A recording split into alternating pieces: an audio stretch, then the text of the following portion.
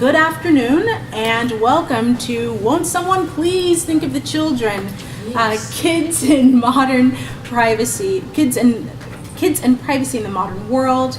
I'm Khaliah Barnes. I'm the director of the EPIC Student Privacy Project at, you guessed it, the Electronic Privacy Information Center. I have here with me two of the leading experts in privacy and children's privacy. I'm just going to briefly read their impressive bios. Kathryn Albrecht, to my right, is a privacy researcher, consumer advocate, best-selling author, nationally syndicated radio host, and her accomplishments in this space go on and on. I first became familiar with Kathryn when EPIC joined Kathryn's white paper calling for a moratorium on RFID tracking in schools. And I'm sure that you will touch on that. And to my left, we have Cindy Southworth, the Vice President of Development and Innovation at the National Network to End Domestic Violence, where she leads communications, development, technology, finance, and international efforts of NNEDV. Cindy founded NNEDV's Safety Net Technology Projects, which works with technology companies, policymakers, and practitioners to address benefits of technology for survivors.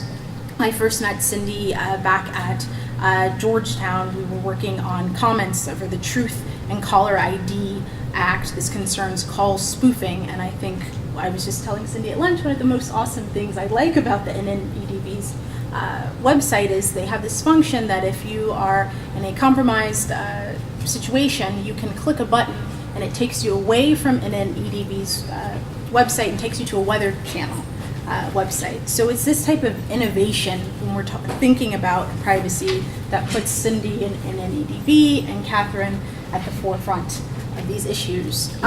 So we'll just dive in, and as you said, it's really informal, so please ask questions and make comments. We want to interact because I think that will bring us the most fruitful dialogue. So maybe I'll begin with Cindy. Cindy, could you tell us about your experiences and work in children's privacy space? How did you end up working on these issues? Sure. The primary way we look at youth and privacy is from a couple of perspectives. One of them is youth who are getting services at a domestic violence shelter, or perhaps shelter residents, and then what confidentiality and privacy rights do they have? We've actually written into the Violence Against Women Act that when someone chooses to release their own information and sign a confidentiality release, if it's a youth, if it's someone under 18, the parent and child has to sign the waiver, which is unique, so that the parents cannot choose to sort of give up confidential information about the child without their involvement. It's a little tricky if the child's under 2, but basically if they're old enough, they need to be involved in that process so they know that their advocate, who they've explained everything will stay private, that they're going to talk to the teacher. The exception is abusers. Even if they are a legal guardian, the abuser cannot consent to that waiver. And that's on purpose so that abusers don't call up the shelter and say, I would like to waive my child's right to privacy and get all their information. So that's like sort of one side of it is confidentiality, privacy, and releases of information. The other place we get heavily involved in youth is when something around children's access or youth access to technology or information could potentially compromise the whole family. And so we've been getting involved when legislation's been proposed. For example, in California, someone had a great idea, great in quotes, that we will help keep children safe from predators if we allow parents access to their teenage children's Facebook accounts. And so on the surface, it looked like a great parent safety concept, not thinking through the logistics of that. So how does Facebook or any technology company determine who is the appropriate legal guardian? Do you fax in a copy of the birth certificate when you act to see your child's account had this bill passed? And then even if the parent's name is on the birth certificate, they may not have legal rights to that information right now. So for example, if there's a protection order in place, an abuser would still have a birth certificate naming them as a parent, but they would currently be prohibited from contact, third-party access, and all those other things. But I wouldn't want any tech company having to flip through family court documents, custody records, protection order records, and trying to decide, should I release this information or not? So we thought the implementation of that would be a nightmare and would be really dangerous because abusers could access where the kid is staying, all of that, by just getting into the teenager's account. So that's one place we also climb in. And I'd say the last piece really is around parental monitoring generally, and so spyware, parental monitoring apps. If they run in stealth mode, I just can't fathom how that could be a parental safety product. But there's more and more of monitoring, whether it be a nanny cam or a spyware product for phones or computers. And I believe that kids have a right to know that they're being watched if they are being watched. That's very fascinating. We'll actually get to that. I want to touch more on that, the self-monitoring. So, Kathryn, how did you get into this space, children's privacy? What is some of the work that you do? Well, my background is actually as an educator. I spent many years as a classroom teacher, actually, and ran a tutoring agency for many years doing educational consulting before I became a privacy advocate. So I've always been interested in schools, school settings, and sort of the authority relationship between kids and the people who run the schools.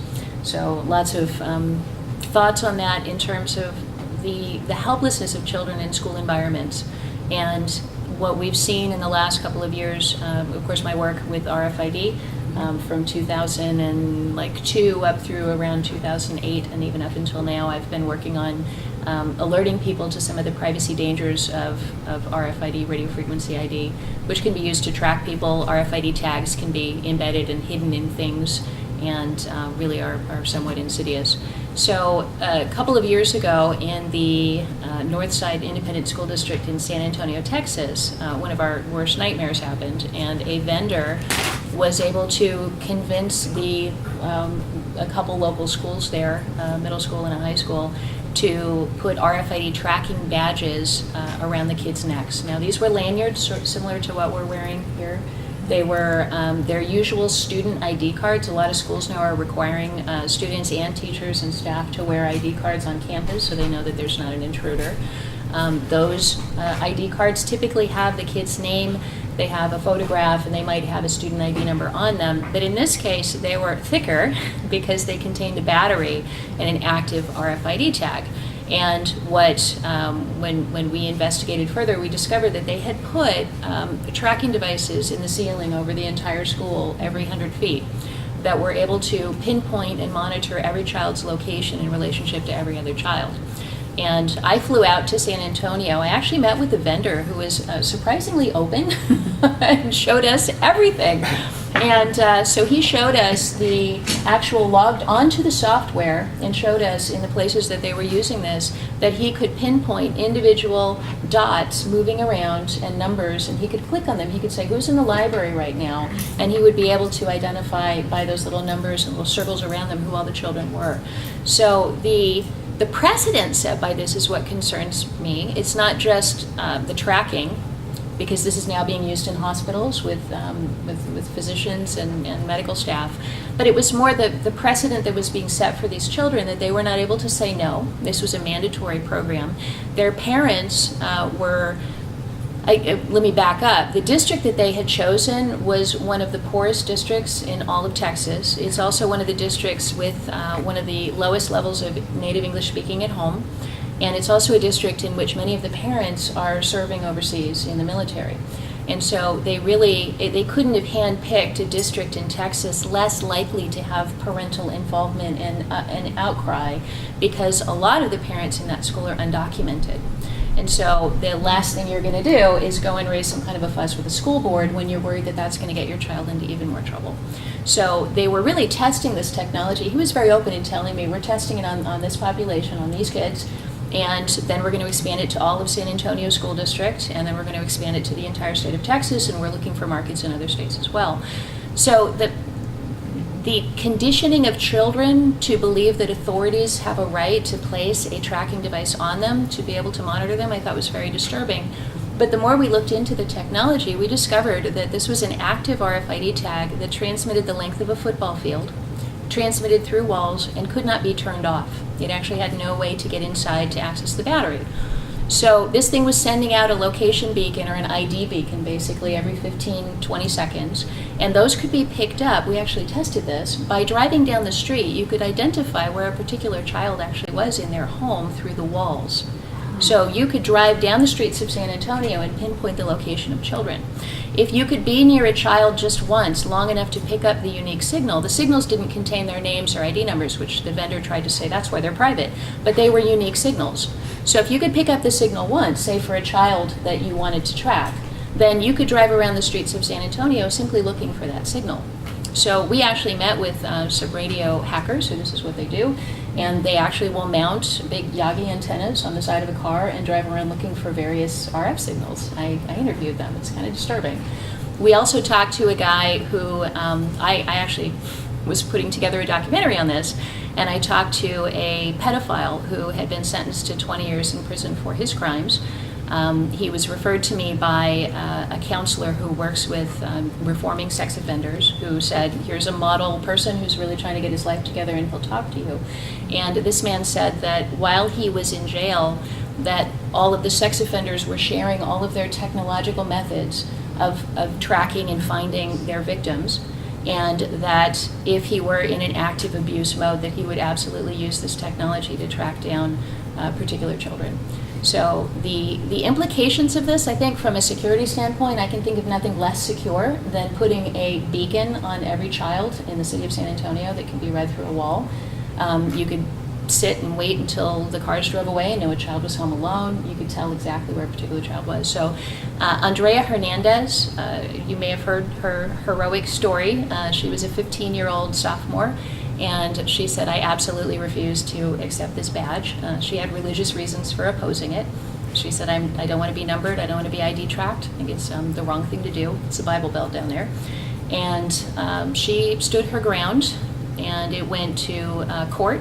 The judge actually ruled against her, and she was expelled from the school. She went to another school for the second half of the year. During the time she was still in the school, they made her stand in a separate lunch line. They actually made a separate lunch line for students not wearing their badges, so they were openly segregated. She wasn't allowed to vote for homecoming queen. When they passed out candy, the teachers said, well, you don't get any candy because you don't have your badge. So it was very overt, the kind of pressure that was put on her. And the good news is that after all of that, we did a protest, we did a town hall meeting, we went and testified before the school district, lots and lots of involvement, and of course it was widely covered in the media.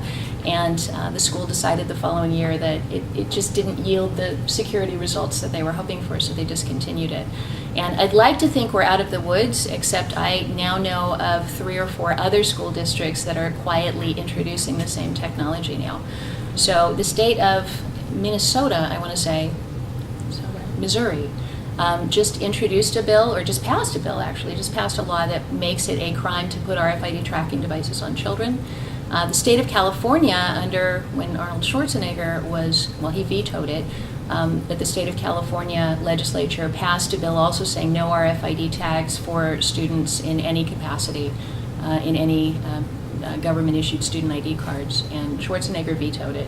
So we only have one state now that's really looked at this. Texas actually had a bill, and it was shot down. So we don't currently have those protections really anywhere except Missouri right now against RFID tagging of kids.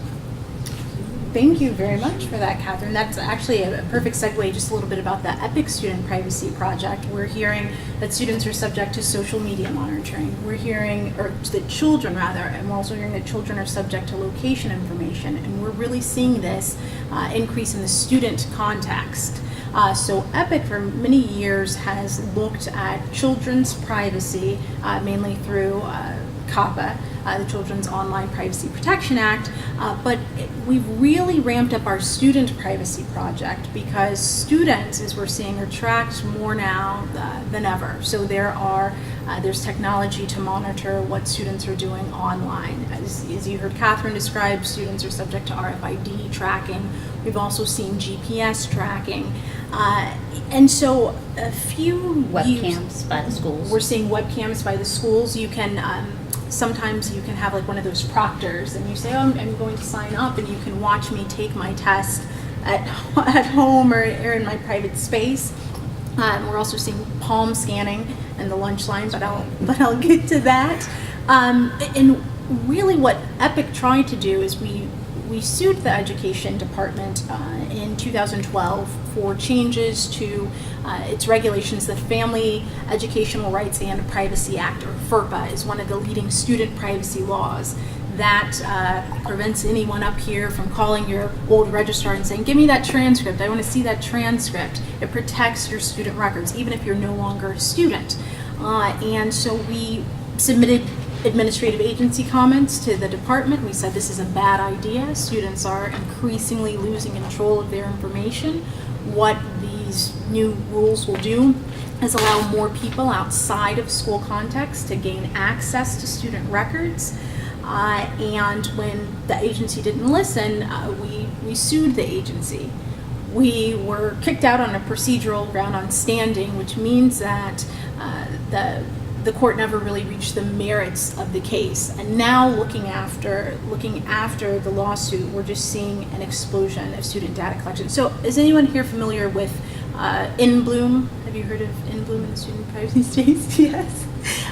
So In Bloom is just one company of many that, pursuant to new rules, gain access to student information. Lots of student information.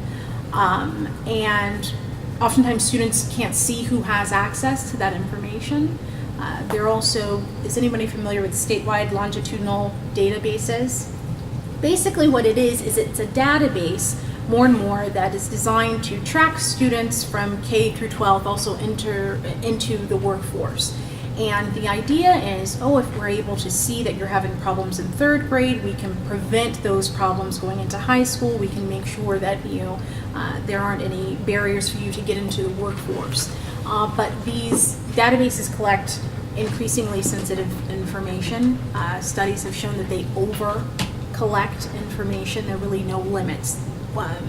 For example, one of the data elements in one of the state databases was getting a teen mother's birth weight for her child, right? And you're thinking, why do you need that type of information? Well, the school said, what we need is to see, if the mother needs any type of social services, because providing social services will keep the mother in the classroom. So this is why we need this data element. You see, it's very attenuated, the type of data collection that we're seeing. But I want to turn it over to Cindy because I have another question for you, and those are some of the problems that we're seeing with collection on minors and students, but I wanted to know, what are some of the biggest problems that you are seeing that are facing children's privacy? Part of it for me in the U.S. is that children do not have a right to their own information and privacy, and they are, to be blunt, they're still property under U.S. law. They do not get to consent. I'm fascinated by other countries and what they're doing around children's sort of rights and children's data privacy and access and control over their own information. And there's some glimmers of hope that I think could create some interesting case law. We've got in many states, teenage children are able to consent to certain medical procedures without parental notification or parental consent. Without having to go through an emancipation process. They can go in and get counseling in some states for sexual assault. They can go in and get birth control in some states without their parents' involvement. So there's this beginning of understanding that youth, sometimes at 16, the age, something that's 15, may have some abilities to access help, information, services without parental consent, parental involvement. I would love to see a lawsuit, and there's sort of the ideal plaintiff case would be a youth survivor of child sexual assault who has a vested interest in not having parental involvement in their anything, whether it be spyware on that child's computer, whether it be access to their medical records, their educational records. Someone who says, no, I do not want this parent in my, making these decisions or in my space. And I think it would make for some really interesting case law. I think eventually we'll have to change laws to really see in what might happen as some gradations, as children under 13 sort of following the COPPA concept, maybe having, youth have some additional rights. Obviously, an 18-month-old is not going to be signing their own waivers and asking for services, but I find it incredibly disturbing that by pretty much standard law, kids don't have the right to choose how to control their information. Under VAWA, where we have in the Violence Against Women Act, asking that kids be involved in signing their own release in addition to their legal guardian, that's unique. It's just not in statute that I've seen in many places. And could you discuss more a little bit about the stealth monitoring? I didn't realize how pervasive it was, and could you tell us more about that. It really came about back when AOL was the first sort of, mainstream internet model. There were the net nannies back then, and these software products that would let you keep an eye on your children's computer activity. Most of them were visible, and through years when Microsoft was contemplating having a stealth mode to their family safety product, I piped up and said, we can't, because the keyboard cannot tell the age of the user. The device can't tell the age of the user. So if you build technology that allows stealth monitoring of youth, it will be used by one adult to monitor another adult. But beyond that, I don't think it's appropriate to be monitoring kids in stealth mode. And the minute you ground them for something that they did wrong, they will know you were monitoring them in stealth mode, be creeped out by it. And the whole purpose, my understanding of parental monitoring, is to keep kids safe. So it's not about proving that they snuck out 3 weeks later. It is about preventing them sneaking out. It's prevention of harm. Proving that they did it is less of the issue than prevention. So then that's the dialogue. But there are lots of products out there right now that allow stealth surveillance, and if those products are used on other adults, it would be violating wiretap laws and eavesdropping. If they're used on children, not so much. The Location Privacy Protection Act that Senator Franken has introduced would put the location tracking, if it's done in stealth mode, would become illegal, regardless of if it's youth or adult. It has to be visible so that the child would have notice, even if they are not allowed to consent by law, they would at least know it's on their device or on their computer. Wow, that's fascinating. And Kathryn, what are some of the things that you've seen? I know you've mentioned that you've seen some stealth monitoring, but what are some of the problems that you're seeing facing children's privacy? I have to say my biggest concern is the conditioning of children, because children really are going to be the next generation of either privacy advocates or Big Brother saluters. And we're seeing this not just in schools, but Disney, for example, the happiest place on earth, has now introduced a new happy wristband, the Disney wristband, the magic wristband they call it, which is an RFID tracking device. And so when children now go to the Disney theme parks, they're given a nice colorful bracelet. In fact, you can even pay more and get, your favorite Disney character on your tracking bracelet. It's an RFID wrist bracelet. It's the same thing that was around the kids' necks in San Antonio. And in order to do really anything in the Disney theme parks, you have these big balls. I wish I had a slide of them, but they're these big metal spheres on a post, and they have an outline of Mickey's head in neon. And you hold your wristband up to this Mickey outline, and it beeps, and now it knows that you're there and you've checked in for the ride, or you beep your wristband and now you pay for your meal, or you beep your wristband and things unlock or open or whatever. And so they've spent $1 billion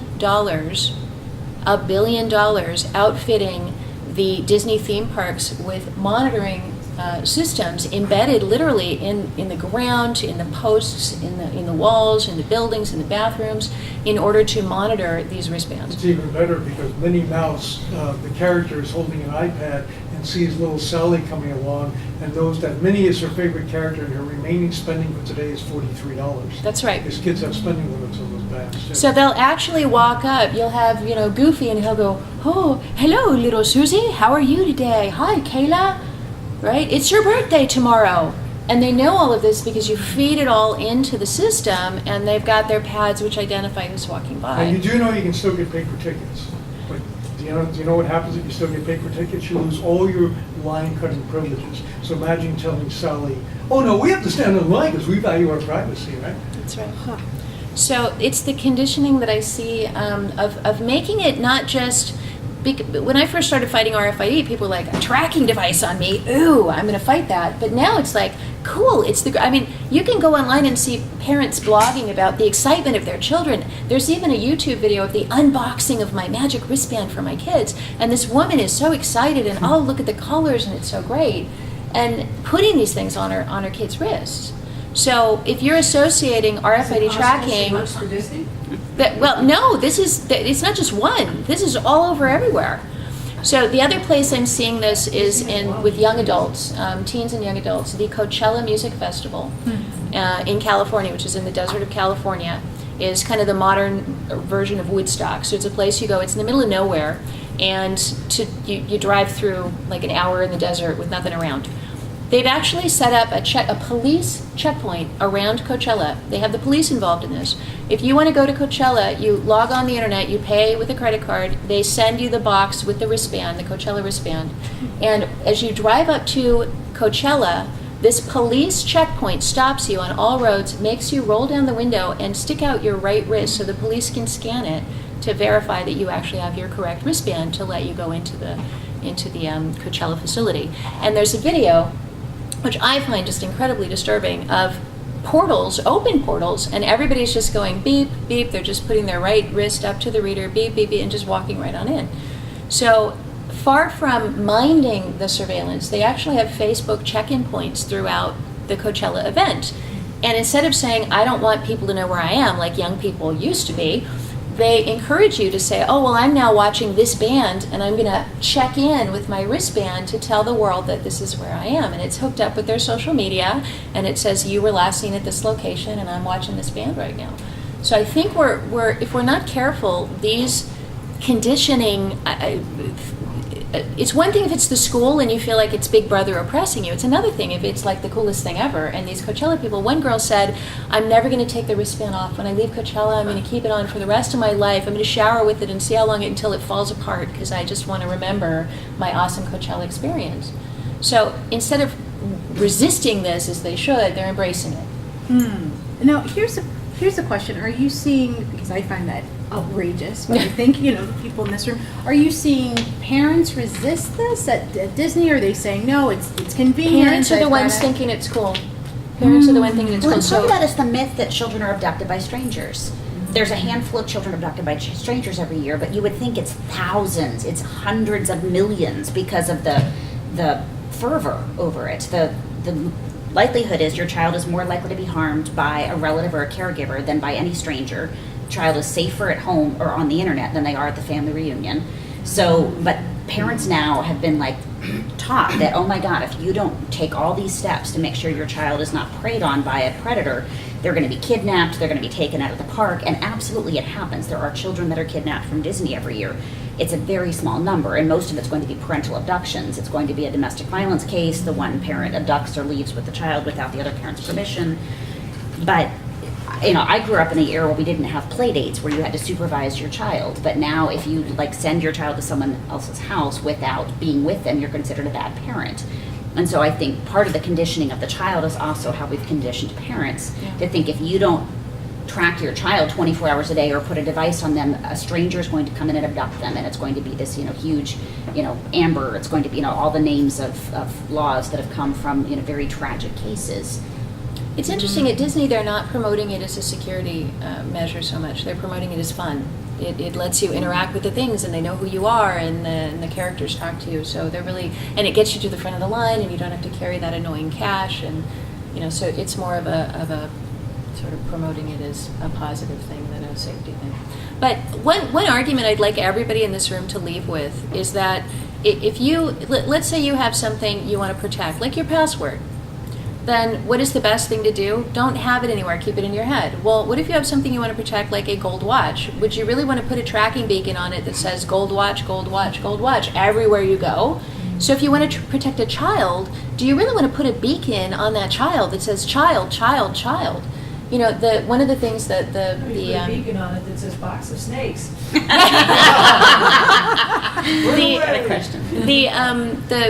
The sex offender that I interviewed actually said that what they would do, what he would be likely to do, would be identify a neighbor child, because they typically pick a victim, and then wait until that child passed through a vacant lot or went around the back way or waited until they saw that the parents weren't home, and then could even be alerted in a room with the shades drawn to the presence of the child just through technology, that they would know when the child was there.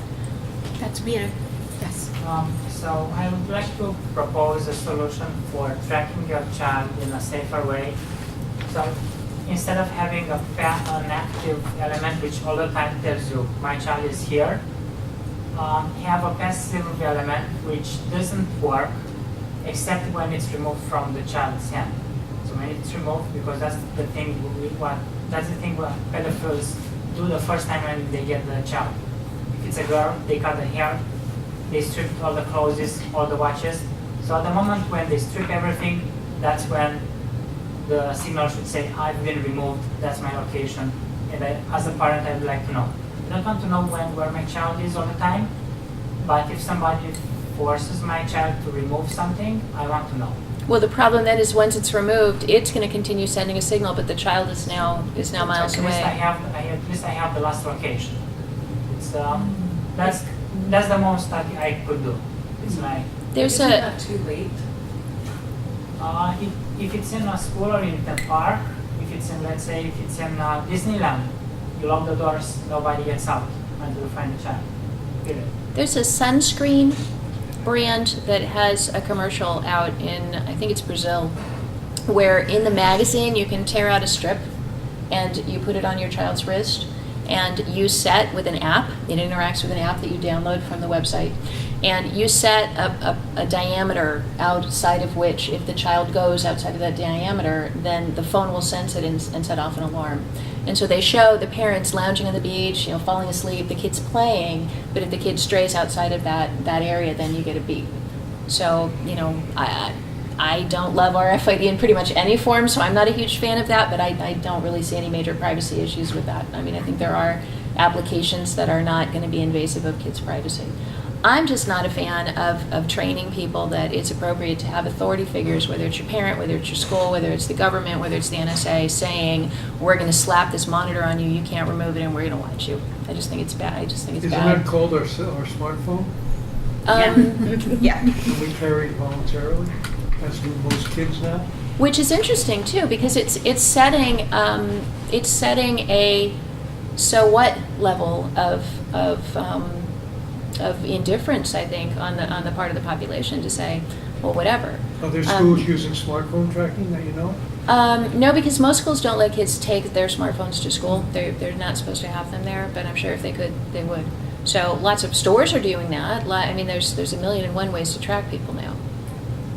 Yeah, I think most of the children nowadays use smartphones, and everyone that I know use Instagram. And I feel that when someone takes a picture on Instagram, it geo-tags the picture and the location is tracked.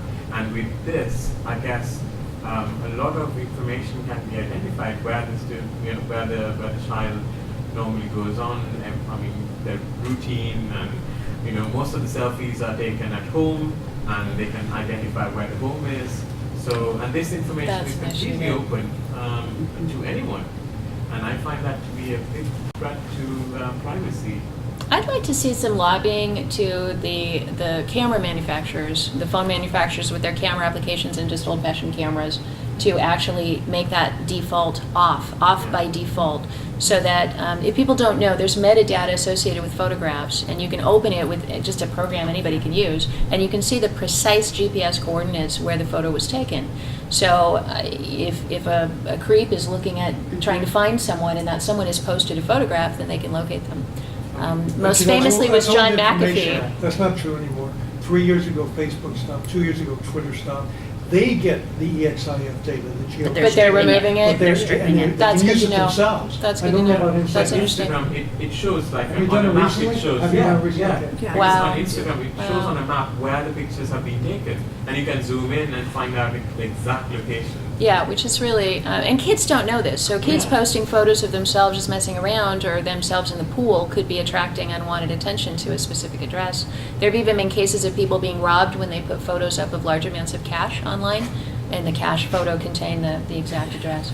And John McAfee got caught that way. He was evading police down in Central America, and some journalists snapped a photo as he was on the run, and they posted it, and within a couple hours he was arrested because they found him that way. So you can turn that off, just so you know, in your phone, if you go into the settings, you can turn off the GPS location so it doesn't automatically encode that into the photo.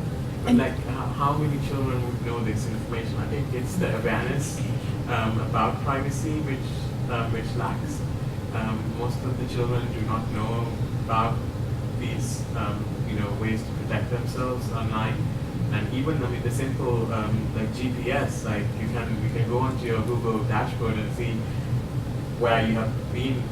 If you have your GPS switched on all the time and your data switched on all the time, so like, I guess it's more to do with the awareness about privacy issues. I guess if So there's kind of two issues then. One of them is sort of the voluntary activities of the child that are putting them into, that are invading their own privacy. And then the other one is authorities intentionally forcing children to, or forcibly violating children's privacy. And then, of course, you've got the issue of bad people who want to harm children using that information in the wrong ways. Oh, I'm sorry. We're seeing this in the student privacy context. Oftentimes, a lot of teachers will say, well, we're going to post something on Instagram or we're going to get on Facebook, not thinking about the far-reaching privacy implications. Like, what about Facebook's privacy policy?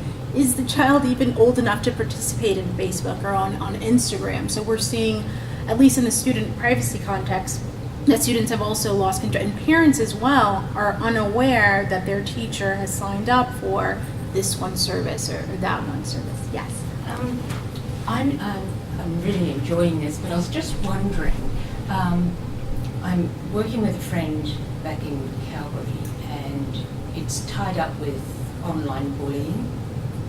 So it comes back to the whole thing that's been spoken here but not really spoken out loud, is the lack of education that comes in with using all of the technology, and the lack of education that even teachers have. There's no standard teaching methodology about any of this, and so children don't have those rights even at that level. They can't get things redacted. They're suiciding, some of them, because of what's going on. So if the police were monitoring those sites, the language and the threats and all that's being used, they could be arrested, because some of it is so disgusting. And hate crime, it's that kind of thing. And it's just the innocence of children and the nastiness that they go through in school and high school. And I just don't think that there's enough education for the parents about what's really is the problem, and that's the lack of privacy. I think if it was sold to the parents that way, which is what we're going to start doing, and they just need a little booklet to identify the main issues. And another way of selling the fear of being monitored and tracked and all that sort of stuff is to sort of ask them, well, do you want to be treated like prisoners? Because the prisoners wear their tag ankle around bracelets. their ankle bracelets. Like, what's the difference? So there's not really any balance in information sharing to the point where people can start getting it, where it actually means something. It's just to say, oh, look, be careful, blah, blah, blah, blah, blah. It's not until something happens to you personally do you tend to wake up. But the online bullying is so rampant. I agree with you. I think, in my experience trying to do education and awareness, privacy as a concept in the abstract is very difficult to wrap your head around. And one of the things that we've seen when we've done some privacy and online safety education with college students and high school students, if you talk about not posting things that you wouldn't want your future employers or your great-grandchildren to see, they can't imagine having children, much less great-grandchildren. It's way too far away. But when we've told stories about how campus police at universities have broken up parties because they use social media to plan their keg party, and they were all underage, and the police knew about it because they were on social media and showed up and busted the party, teens got very aware of social media, in privacy issues. But it has to be in language that they get and issues that are important and relevant to them. Youth who've lived through abuse get it very much. A friend of mine who's a survivor who speaks at some of our conferences, she's got now teenager, young teen girls, and when they were much younger, she really struggled. She did not want to put them in Girl Scouts. She didn't want to put them in organized sports because there were too many risks that someone would take a team or a troop photo and tag her kids and post it. She would go into the school district and talk to the parent or to the teacher and say, look, I have an active protection order. My ex has no access to the kids. He's not allowed to visit. He's incredibly dangerous. You can't tweet, post, name, anything, no team photos, no website, but that was one teacher that she had to get to in elementary school. And so until the girls were old enough where they could say, I can't be in a photo, it's not safe, she couldn't let them do more group activities. Now that they're old enough, they're doing gymnastics and dance, and they know not to be in the photos, and all of their friends' parents. But that's it's a big burden on kids to have to make sure that they're safe by not allowing any grown-ups around them to take and post pictures of them. And that's the nature of today. And so those kids understand it very clearly. They could do a class on online privacy. In the UK, I think it was Baron Scudron. She directed a movie called In Real Life. It's a documentary that talks about children and privacy issues.